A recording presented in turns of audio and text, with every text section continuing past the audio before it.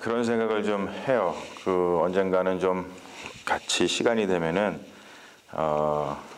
좀 시 공부를 같이 좀 했으면 좋겠다 그런 생각을 합니다. 왜냐하면은 이렇게 성경의 언어들이 다 시적인 언어거든요. 그래서 시를 깊이 있게 이해하면은 성경이 정말로 다르게 보입니다. 오늘 말씀도 다 시적인 언어로 되어 있죠. 그래서 이 말씀을 보면은 여러 가지 그 시적인 이미지를 통해서 하나님께서 사랑하시는 그 백성을 어떻게 회복하시나 그런 것들을 표현을 하고 있는 것을 볼 수 있습니다.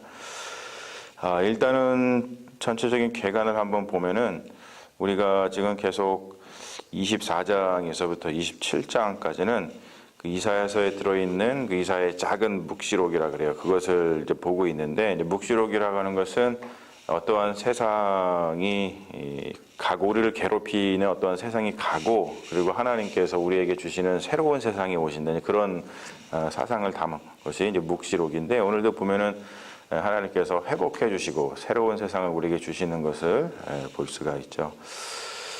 그리고 우리가 이사야서 13장부터 이방인들에 대한 경고의 말씀을 계속 우리가 같이 나눴죠. 그래서 이스라엘 주변 나라들에 대한 하나님의 그 심판의 선포를 우리가 쭉 계속 봤습니다. 근데 이제 27장 여기서 이제 마지막으로 최종 그 결론이 나는 것을 이제 볼 수가 있어요. 그러면서 오늘 이야기는 리워 야단이라고 하는 어떠한 그 존재에 대해서 이야기를 하면서 하나님께서 리워 야단을 이제 물리치시고, 그리고 최종적으로 이스라엘 백성들, 하나님의 백성을 회복시키시고 돌아오게 하시는 이제 그러한 것들을 우리가 보고 있죠. 이 리워 야단이라고 하는 것은 우리나라 말로 이렇게 리워 야단이라고 이렇게 번역을 해서 이제 그런데, 이 영어로다가는 르바이아선 이렇게 발음을 합니다. 르바이아선. 그리고 한국말로는 리바이어던이라고 이렇게 번역을 하죠. 그래서 리워 야단, 리바이아선, 그것을 좀 생각을 하시면 좋습니다. 리워 야단을 처벌을 하신다. 최종적인 이제 결론을 이야기하는 거예요. 제가 지금 얘기했듯이 뭐냐면은 이 리워 야단은 어떠한 존재를 가리키냐면, 사람의 힘으로 어떻게 할 수 없는 존재를 가리켜요. 아무리 사람이 이기려고 해도 이길 수 없는 존재. 즉 뭐냐면 하나님만이 물리칠 수 있는 그런 존재. 그것을 갖다가 리워 야단이라는 말을 표현해서 성경에 등장을 하죠. 이 리워 야단은 성경에 5번이 언급이 되고 있어요. 오늘 우리가 읽은 말씀, 그리고 욥기서에 보면은 3장하고 41장에 등장을 하죠. 그리고 시편 74편하고 104편에도 리워 야단에 대한 이야기가 나오는 것을 볼 수가 있습니다. 성경에는 이 리워 야단하고 비슷한 존재가 있죠. 탄닌이라고 나옵니다. 바다의 괴물인데, 이사야서하고도 욥기서에 똑같이 나옵니다. 바다 괴물 또는 큰 악어. 우리가 동물의 세계 뭐 이런 거 보면은 가장 큰 악어가 그 이집트 나일강에 있는 나일 크로코다일이라 그러죠. 엄청나게 크잖아요. 그래서 그것을 갖다가 옛날에 사람들은 굉장히 무서워했죠. 그래서 탄닌이라고 하는 이름으로다가 바다 괴물, 큰 악어, 우리 인간의 힘으로는 물리칠 수 없는 그러한 존재, 그런 것들을 거기에 빗대어 가지고 이야기를 많이 했습니다. 그리고 신약에는 이제 계시록에 보시면 있지만, 큰 용이라든지 아니면 옛뱀, 뭐 이렇게 이제 사탄, 어떠한 그런 세력들, 인간의 힘으로 어떻게 할 수 없는 그런 것들을 표현하고 있는 것을 볼 수가 있어요. 그래서 리워 야단하고 비슷한 존재, 인간의 힘으로는 어떻게 물리칠 수 없기 때문에 하나님께서 물리치시는 그러한 존재에 대해서 성경에서는 이야기를 하고 있죠. 그런데 이것이 리워 야단은 그 바다에 사는 그 존재, 생물입니다. 바다에 사는 존재로 표현이 되고 있어요. 이게 왜 이런 이야기가 나오냐면, 신이, 갓이 바다의 신, 그러니까 바다를 다스리는, 우리가 그리스 로마 신화에서 바다를 다스리는 그 신이 포세이돈 그런 신이잖아요. 신이, 하나님이 바다의 신을 제압하는 그 신화 모티브가 그쪽 그 이스라엘 그 고대 근동이라 그러죠. 거기에는 굉장히 존재를 많이 했었거든요. 그 중에 우리가 잘 알려진 그 신화가 뭐냐면 가나안 신화입니다.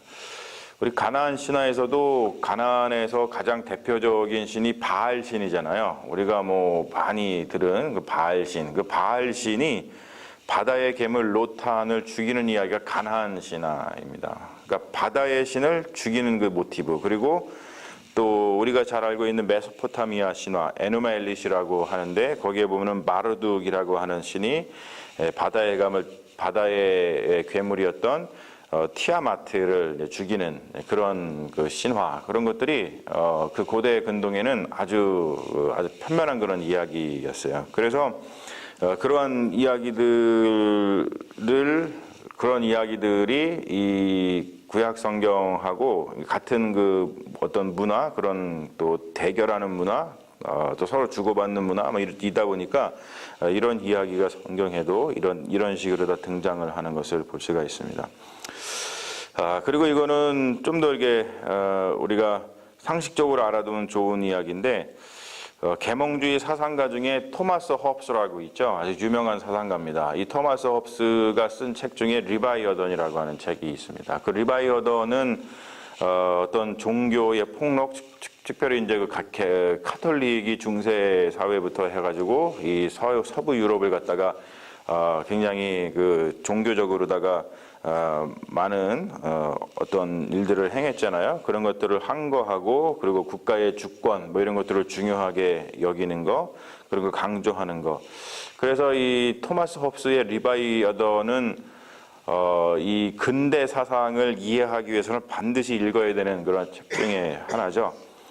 그래가지고 거기를 보면은 개인의 힘을 넘어서 또 국가를 상징하는 존재로다가 리바이어던이라고 하는 리오야단이라고 하는 존재를 이렇게 빗대가지고 국가가 얼마나 중요한 것인가, 그리고 국가의 역할이 무엇인가, 국가는 어떻게 형성이 되는가, 뭐 이러한 이야기들을 하는 것이 그 리바이어던입니다. 그 말은 뭐냐면은 성경에 리바이어던, 리워야단이라고 하는 것이 몇 번 나오는데, 이러한 어떤 모티브라든지 이러한 이야기를 가지고 인류가 많은 그 이야기들을 만들어내고, 그리고 인류가 이런 걸 통해 가지고 많은 것들을 이야기하고 있는 것을 우리가 알 수 있다는 것이죠. 그래서 리워야단, 리바이어던에 대해서 조금 알아두시면은 여러 가지로 우리가 살면서 이렇게 저렇게 쓰이는 것을 여러분들 확인하실 수 있다는 거예요. 자, 오늘 말씀을 보면은 그날에 대한 이야기가 나오죠. 이런 것이 이제 어떤 묵시록인 거예요. 어떤 그날, 하나님께서 새로운 세상을 우리에게 가져다 주시는 바로 그날은 뭐냐면 하나님이 가장 큰 대적, 인간의 힘으로 어떻게 할 수 없는 것, 내 힘으로 어떻게 할 수 없는 그 대적을 죽이시고 물리치시고 자기 백성을 구원해 주시는 바로 그날을 우리가 소망을 한다는 것이죠. 여기서는 이제 구체적으로 이사야서에서는 뭐 리워야단이 아수르라든지 아니면 바벨론 뭐 그러한 세력을 일컬어 가지고 빗대어서 이야기를 하고 있는 것이겠죠. 하지만 이제 그렇게 이야기하는 것을 넘어서 우리가 우리의 삶에 적용을 할 때 리워야단이라고 하는 것은 우리의 힘으로다가 어찌할 수 없는 그러한 존재. 그러니까 여러분들도 지금 삶을 살아가면서 여러 가지 일을 겪지만 그 중에서 내가 해결할 수 있는 문제가 있지만 내가 해결할 수 없는 문제가 있고, 내가 물리칠 수 있는 존재가 있지만 내가 물리칠 수 없는 그런 존재들이 있다는 것이죠. 사실은 이제 그런 것들 때문에 우리가 이제 고통을 당하고 그런 것들 때문에 어떤 힘든 인생을 살아갑니다. 그러면서 회복하시는 그 하나님의 은혜를 이야기하는데, 아름다운 포도원의 비유를 하죠. 회복하는 모습이 아름다운 그 포도원.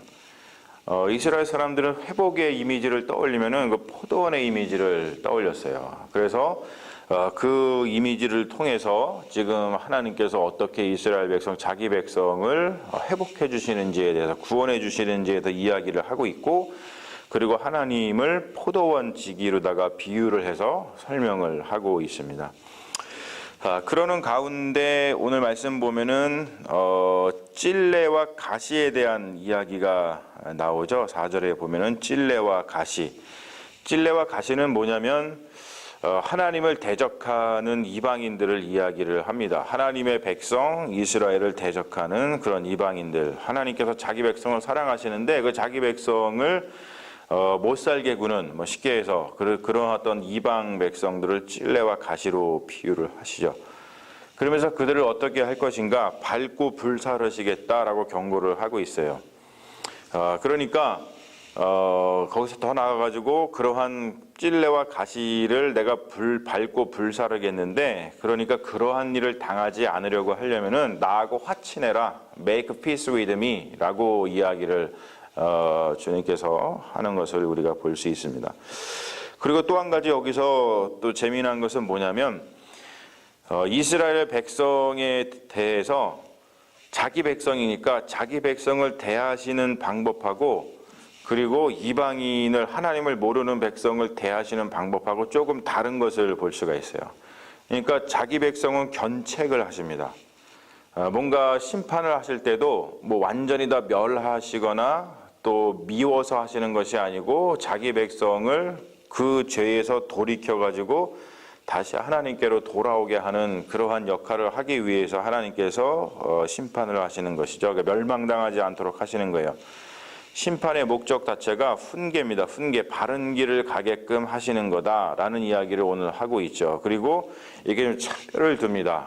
그래서 하나님의 백성, 자기 백성은 그 정도만 하시고, 그리고 가시와 찔레 같은 그러한 이방인들은 하나님께서 어떤 심판, 진짜 어떤 형벌의 의미를 가지고서 심판하시는 것을 볼 수가 있죠.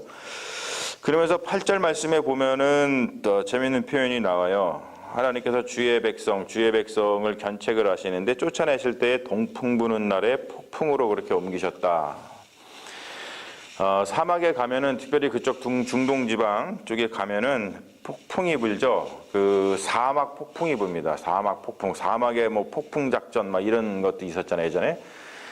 그거를 시로코라고 이야기를 하는데, 그거에 빗대 가지고 하나님께서 이스라엘 백성들을 견책하신, 어떤 심판하신 것을 비유하고 있죠. 그러니까 순탄한 게 옮기신 것이 아니라 너 여기 좀 가 있어 이렇게 옮기신 것이 아니고, 우리가 알다시피 전쟁의 포로로 끌려가게 하셨다는 그런 뜻입니다. 전쟁의 포로로, 동풍이 부는데, 그 동풍은 굉장히 뜨거운 바람인데 그것과 함께 폭풍이 불어가지고 글로 옮기셨다는 것은 바로 전쟁 포로로 끌려가게 하셨다. 어떤 우리 바벨론 포로라든지 아수르의 그런 이야기들을 우리가 통해서 알 수 있다는 것이죠.